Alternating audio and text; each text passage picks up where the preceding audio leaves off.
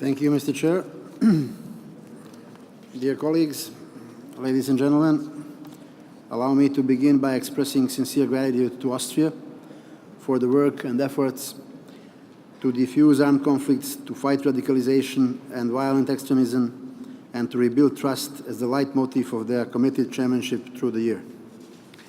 Indeed, dialogue, trust and security are at the heart of OSCE, but their potential and reach are directly linked and determined by the extent to which we observe the fundamental principles on which our organization is founded and which we all embraced and agreed upon.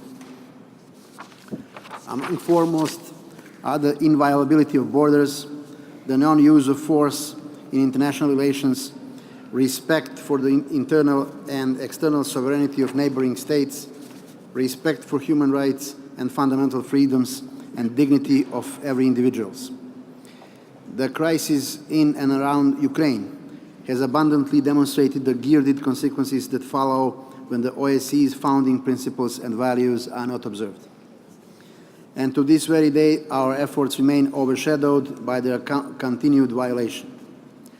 The continued fighting causes further civilian casualties and exacerbate the already dire humanitarian situation. It also affects the safety and security of our SMM monitors. The SMM is a central asset of the OSCE, and accountability must be ensured for any act of threatening and intimidation of the SMM, as well as for the restriction and impediments to their work. Montenegro reiterates that sustainable ceasefire is crucial for the further progress toward a sustainable political solution in line with OSCE principles and commitments, and call on the sides to move the implementation of the Minsk agreements forward. As for other conflicts and crises in the OSCE area, in Georgia, Moldova and Azerbaijan, some positive signs have been made. It is essential to move from the dangerous nature of the status quo towards their peaceful settlement based on the fundamental principles of the UN Charter and Helsinki Final Act. There is also no lasting stability and security without respect for human rights and freedoms, the rule of law and democracy. Montenegro strongly supports all the OSCE autonomous institutions as guardians of OSCE principles and values in the human dimension.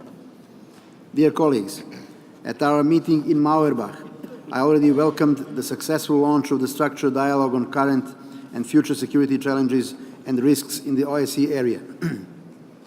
We reiterate our high appreciation to Ambassador Eberhard Pohl, Chair of the Informal Working Group, and his team for hard and professional work done.